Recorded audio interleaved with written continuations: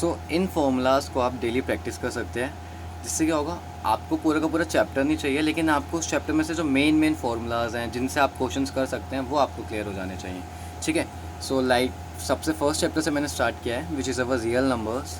Like देखिए, मैंने जो पिछली वाली वीडियोस में चैप्टर्स का नाम बताया था ना, लाइक ये फर्स्ट चैप्टर है या ये 13 चैप्टर है, वो लाइक मैंने प्रीवियस वाली जो अभी न्यू एडिशन की बुक्स आ रखी है, जो मेरे पास बुक्स थी वो प्रीवियस एडिशन की, तो दैट्स वाई आप चेक कर लेना कि 14 और 15 चैप्टर नहीं है इस बार आपके में सिर्फ 15 चैप्टर तक नहीं है। मेरी वाली बुक में 15 भी था, दैट्स वाई वो 15 चैप्टर प्रोबेबिलिटी को दिया गया है। बाकी वो आप देख लेना, चैप्टर्स के सीरियल नंबर चेंज हो गया होगा, बट वो चैप्टर्स के नेम सेम है। ओके। तो जो फर्स्ट चैप्टर हमारे पास आता है वो रियल नंबर्स का है, एंड मैंने आपको बताया भी था कि रियल नंबर्स जो आपका वो आउट ऑफ 6 मार्क्स का आता है। आउट ऑफ 80 आपको 6 मार्क्स के क्वेश्चंस रियल नंबर में से आते हैं। और मैंने आपको बताया भी था कि रियल नंबर्स में से आपको basically HCF LCM related questions and irrationality related questions पूछे जाएंगे। तो सबसे पहले हम एचसीएफ एलसीएम के बारे में देख लेते हैं कि उससे क्या क्या आता है। तो सबसे पहले एचसीएफ होता क्या है। तो बेसिकली एचसीएफ की जो फुल फॉर्म होती है वो होती है highest common factor. Highest common factor basically आपको इसमें कुछ कॉमन्स निकालने पड़ेंगे। फैक्टर्स मतलब जो जिनसे मल्टीप्लाई करके आप उनको ला सके। जैसे मैंने कहा 10 का फैक्टर क्या है, तो आप बेसिकली कह सकते हो कि 10 किस किस के टेबल में आता है। तो 10 2 के टेबल में आ सकता है, 5 के टेबल में आ सकता है, ये उनके फैक्टर्स होते हैं। ठीक है। एंड एलसीएम जो आपका होता है, एलसीएम को आप कहते हैं लीस्ट कॉमन मल्टीपल। आप कहते हैं उसको लीस्ट कॉमन मल्टीपल। ठीक है। लेट्स से एचसीएफ और एलसीएम कैसे निकाले जाते हैं। लेट्स से आपके पास दो क्वेश्चंस दे रखे हैं कि 6 एंड 20, ये आपको दो क्वेश्चंस दे रखे हैं, आपसे पूछा गया है कि इनका एचसीएफ या एलसीएम निकालिए। तो आप क्या करेंगे, 6 इसके फैक्टर्स हैं। अगर आपको याद हो कि 6 के फैक्टर्स का हम एलसीएम लिया करते थे, लाइक 2 3 6, 3 1 3, ये बेसिक मैथ्स है, इसमें मुझे आई डोंट थिंक कि मुझे इतना समझाना पड़ेगा। एंड 20 के भी हमने ऐसे फैक्टर्स निकाल लिए। आपने यहाँ 6 के फैक्टर्स लिख लिए एंड 20 के फैक्टर्स लिख लिए। एचसीएफ का मतलब होता है आपको ना कॉमन निकालना है। कॉमन देखिए, इसमें सिर्फ 2 कॉमन आ रहा है। सो बेसिकली आपका जो एचसीएफ होगा वो तो जस्ट 2 होगा। एंड एलसीएम होगा जितने भी नंबर्स आ रहे हैं उनकी मैक्सिमम पावर। आप देख पाओगे पूरे क्वेश्चन में एक आपका 2 आ रहा है, एक आपका 3 आ रहा है एंड आपका 5 आ रहा है। तो बेसिकली आपके पास 3 तरह के नंबर्स आ रहे हैं, या तो 2, या तो 3, या तो 5। चेक करिए 2 की मैक्सिमम पावर कितनी हो सकती है। देखिए यहाँ पर 2 2 बार आ रहा है, तो मैं उसकी पावर 2 लिख सकता हूँ। 3 की मैक्सिमम पावर अगर मैं आपसे पूछूंगा तो आपको 1, एंड 5 की पूछूंगा तो वो भी 1 है। तो बेसिकली एलसीएम ऐसे आ गया कि 2 की मैक्सिमम पावर 2 है, 3 की मैक्सिमम पावर 1 है एंड 5 की मैक्सिमम पावर 6, 5 की मैक्सिमम पावर 1 है। तो जब हम इन तीनों को मल्टीप्लाई करेंगे तो ये 60 आ जाएगा। ओके। एचसीएफ एंड एलसीएम से एक क्वेश्चन एक तो ये आता है कि सीधा वो आपको एचसीएफ या एलसीएम निकालने के लिए बोल देंगे, या दूसरा वो क्या कर सकती है कि HCF into LCM equal to A into B. ये एक फॉर्मूला होता है आपका, जिसमें आपको ये बताया जाता है कि एचसीएफ को एलसीएम को अगर आप मल्टीप्लाई करते हैं तो वो ए क्रॉस बी के बराबर आता है। चेक करना 20 इंटू 60 कितना होता है, 120। एंड इनका एलसीएम और वो कितना है, 20 आया एलसीएम एंड एचसीएफ आया 20। अगर आप 2 इंटू 60 करोगे तब भी 120 आएगा। तो अगर आप एचसीएफ इंटू एलसीएम करो तो हमेशा किसके बराबर आते हैं, ए क्रॉस बी के। तो ये हमारा फर्स्ट चैप्टर का था। रही बात वो प्रूफ करने वाली, वो फॉर्मूलेज में नहीं आती, तो वो आप बेसिकली डेली प्रैक्टिस करिए कि कैसे how to prove √2 is irrational number, या √3 कैसे इरेशनल नंबर होता है, या √5, ये सब चीज़ें। जो हमारा नेक्स्ट चैप्टर है मेजर कंसर्न का, वो है पॉलिनोमियल्स। ये चैप्टर थोड़ा सा ईजी है, ज़्यादा आपको इसमें टेंशन लेने की दिक्कत नहीं है। कुछ छोटे छोटे से फॉर्मूलाज हैं, उनसे आप समझ जाएंगे। पॉलिनोमियल, सबसे पहले पॉलिनोमियल होता क्या है। पॉलिनोमियल होता है लाइक जिसमें वेरिएबल्स हों एंड एक इक्वेशंस बनती हो, जैसे ax + by + c, ax + b = c, ax² + bx + c, ये सारी इक्वेशंस बनती है। सबसे पहले हम पढ़ेंगे लीनियर और क्वाड्रेटिक इक्वेशन। दोनों आपको पता है, लीनियर इक्वेशन होती है जिसमें सिर्फ मैक्सिमम पावर 1 होनी चाहिए। क्या होनी चाहिए, मैक्सिमम पावर 1। तो आप क्या देखोगे कि इसके अंदर जो मैक्सिमम पावर है वो आपकी 1 आ रही है। क्या आ रही है, मैक्सिमम पावर 1। लाइक देखिए ax + b, इसमें x की पावर सिर्फ 1 है। Example 2x + 3, 2x + 3।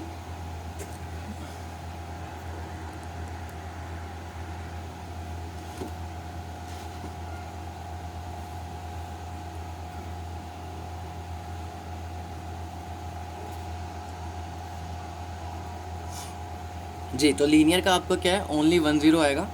क्वाड्रेटिक में आपके 2 ज़ीरोज़ आ सकते हैं। बेसिकली 2 ज़ीरोज़ का मतलब क्या है, ज़ीरोज़ क्या होता है, ज़ीरोज़ वो नंबर्स होते हैं कि आप इक्वेशन में वो वैल्यू डालो तो आपका आंसर 0 के बराबर आ जाना चाहिए। लेट्स से मैंने आपको एक इक्वेशन दी है 2x + 4। इसमें आप अगर मुझे x की वैल्यू पूछोगे, x की पावर कितनी है, आप कहोगे x की पावर 1 है। अगर इसकी x की वैल्यू पावर 1 है तो हम क्या कहेंगे कि कौन सी इक्वेशन है, this is an linear equation. कौन सी इक्वेशन है, ये लीनियर इक्वेशन है। अब बेसिकली आपने क्या करना है, इस इक्वेशन को 0 के बराबर कर देना है ताकि आप उसके जीरोस निकाल सकें। अगर आपने 2x + 4 को 0 के बराबर किया, यहाँ पर +4 है, जब ये लेफ्ट राइट हैंड साइड में जाएगा तो -4 हो जाएगा। यहाँ 2 मल्टीप्लाई हो रहा है, अगर ये यहाँ जाएगा तो डिवाइड हो जाएगा, तो यहाँ से आपको x की वैल्यू कितनी आ गई, -2। क्या आ गई, -2। तो और आप चेक भी कर सकते हो, अगर आपने इसी इक्वेशन में 2x + 4 में अगर x की वैल्यू -2 डाली तो आपका आंसर कितना आया, -4 + 4 0। हम कह सकते हैं hence -2 is 0 of polynomial x, कि जो -2 है वो हमारी पॉलिनोमियल का 0 है। ओके। अच्छा, इसमें एक क्वेश्चन आता है कि ना आपको लाइक ऐसे ग्राफ पूछे जाएंगे कि और पूछे जाएंगे कितने जीरो हो जाए, तो आपको इसमें बेसिकली कुछ नहीं करना, आपको देखना है कि वो ग्राफ कितनी बार आपकी ये वाली एक्सिस को कट कर रहा है, एक्स एक्सिस को कितनी बार कट रहा है। इसमें से 1 बार, इसमें अगर आप देखोगे तो 1 2 3 बार ये कट कर रहा है, तो ये इसके 3 जीरोज़ होंगे। ओके। अच्छा, एक चीज़ और याद रखना, जिसकी जितनी पावर होगी ना उसके उतने ही जीरोज़ होते हैं। लीनियर की पावर 1 होती है तो उसका सिर्फ 1 0 होगा, क्वाड्रेटिक की पावर 2 होती है तो इसके जीरोस भी कितने होंगे, 2 0 होंगे, और इस दोनों जीरो का नाम होता है अल्फा और बीटा। हम इसे अल्फा प्लस बीटा से डिनोट कर देते हैं। Let's say relationship between alpha and beta, एक ये भी एक चीज़ होती है कि आप अल्फा एंड बीटा की रिलेशनशिप देखते हो। सबसे पहले अल्फा एंड बीटा अगर 2 जीरोज़ हैं तो आपके पास कौन सी इक्वेशन आनी चाहिए, आपके पास आनी चाहिए क्वाड्रेटिक इक्वेशन। तो दैट्स वाई हमने क्वाड्रेटिक इक्वेशन की जनरल फॉर्म लिख लिया है, which is ax² + bx + c, जहाँ पर अल्फा एंड बीटा आपके जीरोज़ हैं। जीरोज़ मतलब अगर आप अल्फा एंड बीटा की वैल्यू डालेंगे x की जगह तो आपको आपका आंसर 0 मिल जाएगा। सबसे पहला जो हमारा का एक रिलेशनशिप बनता है वो ये बनता है कि अगर आप दोनों सम्स को ऐड कर देते हो तो किसके बराबर आता है, -b/a के। किसके बराबर आता है, -b/a के। और अगर आप दोनों को मल्टीप्लाई कर देते हो तो जो आपका सम आता है वो किसके आता है, c/a के, जहाँ पर c ये वाली वैल्यू होगी एंड a आपकी ये वाला कोफिशिएंट होगा। ठीक है, ये वैल्यूज़ डाल के आपको सीधा डायरेक्टली आपके आंसर्स मिल सकते हैं। अगर आप चाहते हैं कि इनके ऊपर क्वेश्चंस वो मैं आगे लाता रहूँगा, अभी मैंने आपको फॉर्मूले से करवा दिया है कि कैसे इंट्रोड्यूस करवा दिया फॉर्मूले। ये फॉर्मूले आपको डेली अपने नोटबुक्स में लिखने हैं, फिर मैं क्वेश्चंस भी डेली लाता रहूँगा कि हर एक चैप्टर में से कुछ इंपॉर्टेंट क्वेश्चंस कि लाइक हमें पूरे क्वेश्चंस नहीं करने, लेकिन हमें वो क्वेश्चंस करने हैं जिनकी पेपर में आने की प्रोबेबिलिटीज़ ज़्यादा है। ओके। सो जो हमारा नेक्स्ट चैप्टर है वो है linear equation in 2 variable. Basically इसमें आप इक्वेशंस के बारे में पढ़ोगे लेकिन 2 वेरिएबल्स में। इसकी जो जनरल फॉर्म होती है वो होती है आपकी ax + by + c, ये इसकी जनरल फॉर्म है। इसमें a एंड b आपके कोफिशिएंट्स होते हैं, c आपका कोफिशिएंट है, मतलब ये सारे एक नंबर्स होंगे, a b c नंबर्स हैं, एंड x एंड y आपके वेरिएबल्स होते हैं। लीनियर मतलब क्या होता है, लीनियर मतलब जिसकी जो पावर है वो 1 होनी चाहिए। क्या होनी चाहिए, दोनों की power 1। And x and y जो है आपके 2 वेरिएबल्स हैं। तो लेट्स से मैंने आपको 2 इक्वेशंस दे दी यहाँ पर, a1x + b1y + c1 = 0 and a2x + b2y + c2 = 0। ये आपकी 2 इक्वेशंस दे दी गई हैं। अगर मैं इनका रेशियोज़ देखूं, अगर मान लो a1/a2 एंड b1/b2 अगर आपका बराबर नहीं आता तो आप क्या कहेंगे कि ये दोनों लाइन क्या कर दी हैं, इंटरसेक्ट। लेकिन अगर आपका a1/a2 b1/b2 एंड c1/c2 सारे के सारे रेशियोज़ बराबर आने चाहिए थे, अगर बराबर आ जाते हैं तो हम क्या कहते हैं कि वो कौन सी लाइन्स बनाती हैं, कोइंसिडेंट लाइन। कौन सी लाइन बनाती है, कोइंसिडेंट। और अगर आपके पहले तो रेशियोज़ बराबर आ गए लेकिन लास्ट वाले में गड़बड़ी हो गई तो हम उसे क्या कहेंगे कि कौन सी लाइन होंगी, पैरेलल लाइन्स। आपको ये बात पता होनी चाहिए कि आपको सॉल्यूशन वहीं मिलेगा जहाँ पर लाइंस इंटरसेक्ट करती है। यहाँ पर लाइन कितनी बार इंटरसेक्ट कर रही है, 1 बार, तो इसका सॉल्यूशन कितना होगा, हम कहते हैं कि इसका होता है 1 यूनिक सॉल्यूशन।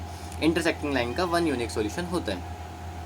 अब पैरेलल लाइंस में तो लाइन कहीं पे भी कट नहीं करती, तो आप क्या बोलोगे कि नो सॉल्यूशन, इसका कोई सॉल्यूशन नहीं होता है। लास्ट चीज़ होती है कोइंसिडेंट लाइन। अगर एक बार बताओ कि ये वाला पॉइंट इस लाइन पे भी है, इस लाइन पे भी है, ये वाला पॉइंट सारे पॉइंट्स हैं, तो हम क्या कहेंगे इसमें इन्फिनाइटली मैनी सॉल्यूशंस मिलता है, क्योंकि आपको इन्फिनाइटली मैनी पॉइंट्स हैं आपके पास। अच्छा, एक चीज़ और पूछ ली जाती है कि आपको 2 इक्वेशंस दे दी जाएंगे और पूछेंगे क्या ये कॉन्सिस्टेंट है या क्या ये इनकन्सिस्टेंट है। आपको बताना होता है कंसिस्टेंट मतलब जिनके अंदर सॉल्यूशन मिले। इन दोनों तीनों में से किस किस के अंदर सॉल्यूशन मिल देते हैं, आप कहोगे इंटरसेक्टिंग में सॉल्यूशन मिल देते हैं एंड कोइंसिडेंट में सॉल्यूशन मिल देते हैं, बट पैरेलल में सॉल्यूशन नहीं मिल देते, तो हम उसे इनकन्सिस्टेंट कह देते हैं। बाकी दोनों को क्या कह दिया जाता है, कंसिस्टेंट। जस्ट आपको ये चीज़ समझनी थी। आपको पूछा जाता है कि जैसे इसमें ग्राफ बनाने होते हैं, आपको ये चीज़ हमेशा याद रखनी है कि जो लीनियर इक्वेशंस होती है उनका ग्राफ हमेशा एक स्ट्रेट लाइन की तरह बनाया जाता है। लेट्स सी कि कैसे ग्राफ बनाया जाता है। ग्राफ बनाने के लिए आपको लेट्स से ये इक्वेशन दे रखी है, a1x + b1y + c1। ठीक है, मान लीजिए आपको ये इक्वेशन दे रखी है a1x + b1y + c1। अगर आपको इसका ग्राफ बनाना है ना, आपको एक बार x की वैल्यू 0 डालनी है, एक बार y की वैल्यू 0 डालनी है। जब आप x की वैल्यू 0 डालोगे तो y की कुछ वैल्यू मिलेगी, और y की वैल्यू 0 डालोगे तो x की कुछ वैल्यू मिलेगी। फिर आपको उन पॉइंट्स को शो कर देना है लाइन पे, एंड आपको आपकी लाइन मिल जाएगी।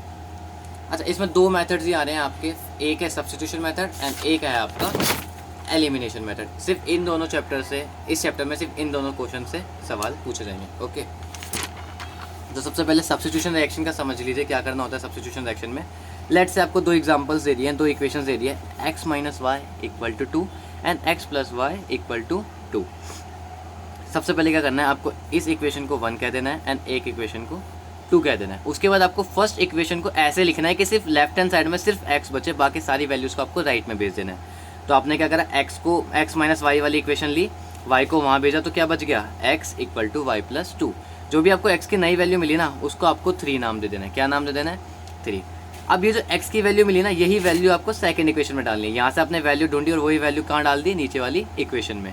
तो डाल दीजिए x प्लस वाई था, तो अगर मैं x की जगह डालूंगा 2 प्लस वाई, तो यहाँ पर क्या बचेगा, y plus 2 plus Y equal to 2।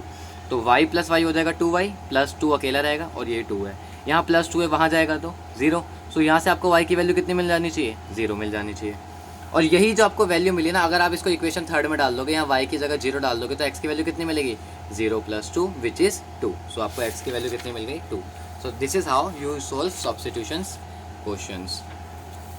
Next है हमारा एलिमिनेशन रिएक्शन। दिस टाइम हमें एलिमिनेशन रिएक्शन देखना है। एलिमिनेशन रिएक्शन में क्या करना होता है, आपको बेसिकली सिर्फ 2 इक्वेशन दे रखी होगी। लेट्स से यहाँ पर जैसे दे रखी है 3x plus 2y equal to 4 and 2x minus 4y equal to 6। आपको इसमें क्या करना है, आपको ना किसी भी एक वेरिएबल के दोनों पार्ट्स को, कोफिशिएंट्स को सेम बनाना है। यहाँ पर कोफिशिएंट 3 है, यहाँ पर कोफिशिएंट 2 है। आप क्या करिए, अदला बदली कर दीजिए। ऊपर वाली इक्वेशन को 2 से मल्टीप्लाई कर देना पूरी इक्वेशन को, और नीचे वाली पूरी इक्वेशन को 3 से मल्टीप्लाई कर देना। इससे क्या होगा, 2 3 6x, 2 2 4y एंड 2 4 8। ठीक है, बच्चे क्या करते हैं, कभी कभार LHS को तो मल्टीप्लाई कर देते हैं, इसको भूल जाते हैं। आपको दोनों साइड मल्टीप्लाई करना है। नेक्स्ट चीज, इसको करेंगे 3 2 6x, 3 4 12y एंड 3 6 18। आपको 2 नई इक्वेशन मिल गई। जस्ट आपको क्या करना है, इन इक्वेशंस को आपस में सब्ट्रैक्ट कर देना है। लेट्स से मैंने नीचे वाली को ऊपर वाले से सब्ट्रैक्ट कर दिया, तो क्या बचा, 6x में से 6x गया 0, 4 में से देखो माइनस है और मैंने माइनस ही ले रखा है, सब्ट्रैक्ट ही तो करना है, तो माइनस माइनस क्या हो जाएगा, प्लस। तो 12y प्लस 4y कितना हो जाएगा, 16y। अब 8 में से 18 गया तो -10। तो ये 16y यहाँ पर मल्टीप्लाई हो रहा है 16, अब ये यहाँ जाएगा तो डिवाइड हो जाएगा। तो यहाँ से आपको y की वैल्यू मिलेगी -10/16 विच इज़ -5/8। अब जो आपको वैल्यू यहाँ मिली है ना, जो आपको इक्वेशंस में सबसे पहले जो 2 इक्वेशन दी थी, यही y की वैल्यू आपको इस वाली इक्वेशन में पुट कर देनी है। दोनों में से किसी में भी पुट कर दीजिए, एज सच कोई भी इशू नहीं होता है। लेट्स से मैंने फर्स्ट वाली में पुट करी, तो मैंने क्या लिखा, 3x plus 2y, 3x plus 2, y की जगह मैंने जो वैल्यू मिली वो डाल दी -5/8, और वो किसके बराबर था, 4 के। तो मैंने यहाँ लिख दिया 4। ये क्या हो जाएगा, 3x प्लस माइनस है तो मल्टीप्लाई करेंगे तो सिर्फ माइनस रह जाएगा, 2 5 10 एंड नीचे 8 आ जाएगा इक्वल टू 4। ये पूरी चीज़ माइनस में है, वहाँ जाएगी तो प्लस में, तो ये हो जाएगा 4 प्लस 10/8। आपने LCM लिया, 8 और 1 का 8 आया। आपने यहाँ पर 1 है, 8 बनाने के लिए 8 से मल्टीप्लाई करना पड़ेगा, तो ऊपर भी करा तो 32 आ गया। इन सबको सॉल्व करके आपका आंसर आ गया 42/8। कितना आंसर आ गया, 42/8। तो यहाँ से x की वैल्यू जब आप इसे कट कर दोगे तो आपको x की वैल्यू मिलेगी 7/4।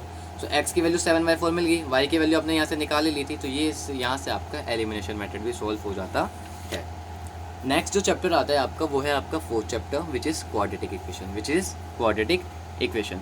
इस चैप्टर में हमें क्या पढ़ना है, क्वाड्रेटिक इक्वेशंस के बारे में। मैंने आपको ऑलरेडी बता चुका हूँ कि जो क्वाड्रेटिक इक्वेशन की फॉर्म होती है वो होती है ax² + bx + c। अब आपको क्या चेक करना है कि क्वाड्रेटिक, इसके नाम से ही पता चलता है कि इसमें जो पावर होगी x की, हाईएस्ट पावर जो होगी वो कितनी होनी चाहिए, 2 होनी चाहिए। कितनी होनी चाहिए हाईएस्ट पावर, 2। ठीक है, सो इट हैज़ 2 0। मैंने आपको क्या बताया था, जितनी पावर होगी x की उतने ही उसके 0 होंगे। अगर इसकी 2 पावर है तो इसके जीरोस भी कितने होंगे, 2 होंगे, अल्फा एंड बीटा। आपको ना कोई एक इक्वेशन दे दी जाएगी, क्वाड्रेटिक इक्वेशन। लेट्स से ये दे दी, 2x² - 5x + 3 = 0, और आपसे पूछा जा रहा है कि ना इसके ना सॉल्यूशंस बताओ। और कैसे बताना है सॉल्यूशन, फैक्टराइज करके। सॉल्यूशन का मतलब है आपको ऐसी x की वैल्यूज़ बतानी है जो रखने पे ये 0 देते। ठीक है, तो सबसे पहले आपको क्या करना है, फर्स्ट वाली टर्म और लास्ट वाली टर्म, यानी कि अगर आप इसे ध्यान से देखो तो जो x² के साथ होता है वो वाला नंबर और जो कांस्टेंट होता है उस नंबर को आपस में मल्टीप्लाई करो। अगर आप 2 और 3 को मल्टीप्लाई करोगे तो यू विल गेट 6। क्या मिलेगा आपको, 6। अब आपको ये जो बीच का नंबर है ना -5x, इस -5 को ऐसे तो ऐड करना है, ठीक है ना। मल्टीप्लाई करो तो 6 आ जाए और ऐड करो तो -5 आ जाए। मतलब आपको इस नंबर को ऐसे तोड़ना है, ऐसे स्प्लिट करना है कि ऐड करने पे तो -5 आए, लेकिन अगर आप उस नंबर को मल्टीप्लाई करो तो आपको मिल जाए 6।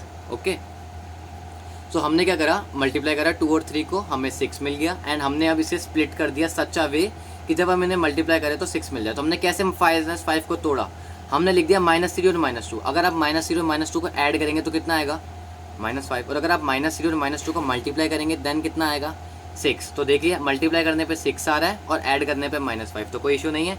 बस अब जिस वे में आपने -5 को तोड़ा है ना, आपको इन दोनों को तो सेम रहने देना है एंड -5 को उसी टर्म्स में लिखना है। तो आपने क्या लिखा, 2x² -5x की जगह आपने इन दोनों को लिख दिया, बाकी सारी चीज़ें सेम है।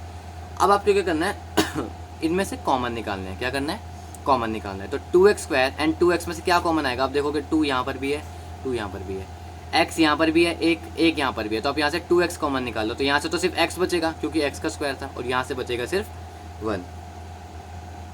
रही बात यहाँ पर, तो आपने क्या करा, यहाँ से -3 कॉमन निकाल लिया। तो क्या बचा, x -1 और इक्वल टू 0।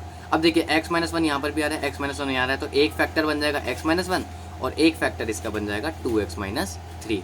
इन दोनों फैक्टर्स को आपको 0 के बराबर पुट कर देना है। जब आप 2x - 3 को 0 के बराबर पुट करोगे तो ये -3 है, वहाँ जाएगा तो +3। अब ये 2x है, जब ये डिवाइड करोगे तो क्या बन जाएगा, x = 3/2। ऐसी x -1 को जब 0 के बराबर पुट किया आपने तो क्या आंसर आया, x = 1, क्योंकि ये -1 है, वहाँ जाएगा तो +1। ठीक है, तो फैक्टराइजेशन से करना है तो क्या करना है, लास्ट और फर्स्ट टर्म को मल्टीप्लाई करो ऐसे, ताकि जो आप ऐड करने पे वही सम मल्टीप्लाई करने पे वही आंसर आ जाए।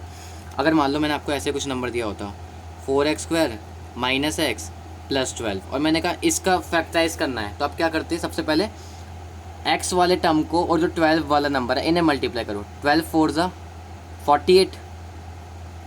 ठीक है, तो अब आपको 48 को ऐसे तोड़ना है कि वो x में आ जाए, लेकिन ये x में तो नहीं हो पाएगा। तो हम क्या करते हैं, इसको 8x लिख लेते हैं। बीच में ना हमने 8x लिख लिया, लेट से 8x है, इसको मिडल टर्म करना है।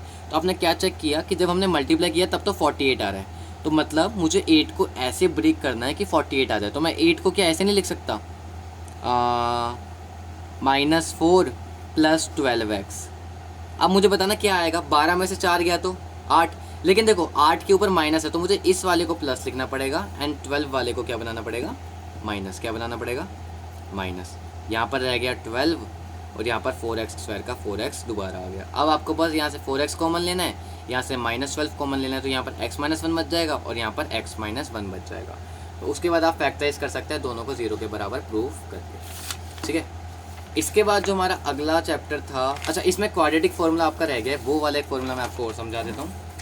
उसके बाद हम बाकी फार्मूलाज नेक्स्ट वीडियो में करेंगे, क्योंकि ये वीडियो थोड़ी सी लेंथी भी हो गई है। ठीक है, सो क्वाड्रेटिक इक्वेशन, आपको पता है क्वाड्रेटिक इक्वेशन कैसे बनाई जाती है, ax² + bx + c। ये इसके क्वाड्रेटिक इक्वेशन है। आप a b c की जो मर्जी वैल्यूज डालो आपको आपकी इक्वेशन मिल जाने वाली है। तो क्वाड्रेटिक फार्मूला पता है कैसे होता है, ये फार्मूला है -b + -b² - 4a अपॉन में 2a। आपको इस फार्मूले को रट लेना है, रटने की भी क्या ज़रूरत है, सिर्फ 5 से 10 बार लिखो डेली, आपको ये फार्मूला याद हो जाएगा। ठीक है, इससे क्या होगा, आपको x की 2 वैल्यूज़ मिलेगी।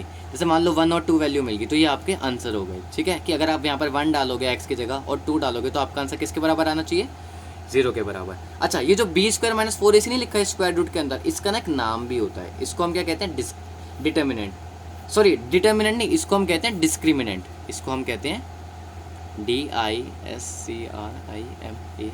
क्या कहते हैं, डिस्क्रिमिनेंट। अगर आप पता क्या करते हो, अगर देखो इसे सॉल्व करने पे कोई नंबर ही आएगा, क्योंकि b भी एक वैल्यू है, 4 भी एक वैल्यू है, a और c सब वैल्यू है, तो इसे सॉल्व करने पे कोई नंबर आएगा।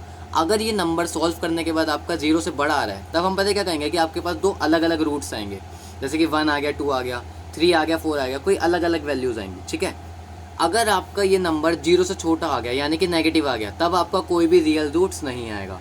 और अगर आपका ये नंबर 0 के बराबर आ गया, तब आपके क्या आएंगे, 2 इक्वल रूट्स आने वाले हैं। ठीक है, सो अभी तक हमने फर्स्ट 4 चैप्टर्स के बारे में पढ़ लिया है, उनके फॉर्मूलेज रिवाइज कर लिए हैं। बाकी AP है, आपकी ज्योमेट्री है, ट्रिग्नोमेट्रिक्स के कुछ फॉर्मूलेज हैं। आपको बता दूं AP का बहुत छोटा है, कोऑर्डिनेट ज्योमेट्री में सिर्फ आपको ये 2 फॉर्मूलों पे मेन ध्यान देना है। ट्रिग्नोमेट्री थोड़ी सी बड़ी नहीं है, बस यह है कि फॉर्मूलेज थोड़े से ज़्यादा हैं, बाकी ऐसा कुछ हार्ड नहीं है। सर्कल्स में आपको उनका एरिया, लेंथ, वेंथ समझाई है मैंने आपको सेक्टर का एरिया, सेगमेंट सब बता दिया। मेंसुरेशंस में मैंने आपको सभी साइड्स के, सभी फिगर्स के area, curve surface area, total surface area सब बता दिया है। स्टेटिस्टिक्स के मैंने आपको फॉर्मूलेस दिखा दिए हैं यहाँ पर। एंड उसके बाद मैंने आपको अच्छा ये तो मेंसुरेशन का हो गया। एंड लास्ट में आपके पास प्रोबेबिलिटी के भी मैंने सारे के सारे फॉर्मूलास लिख दिए हैं। ये सब इतने बड़े नहीं हैं, सिर्फ आपको ईजी अंडरस्टैंडिंग के लिए मैंने ऐसे लिख दिए हैं। सो आज की वीडियोज़ में हमने फर्स्ट 4 चैप्टर्स के देख लिए हैं, नेक्स्ट वीडियो में हम आगे के चैप्टर्स का देखेंगे। Okay, so take care. जब तक आप बस क्वेश्चंस का ध्यान लगाइए, क्वेश्चंस की प्रैक्टिस करते रहिए। और हाँ, इन फॉर्मूलाज को डेली आपको लिखना है। ये 4 चैप्टर्स के अब आपको दे दिए गए हैं, तो नेक्स्ट वीडियो भी जल्दी आ जाएगी। तब तक आपको इन फॉर्मूलाज की प्रैक्टिस करती रहनी है ताकि आपको एक हैबिट बन जाए। ठीक है, so till then take care and study hard. Bye.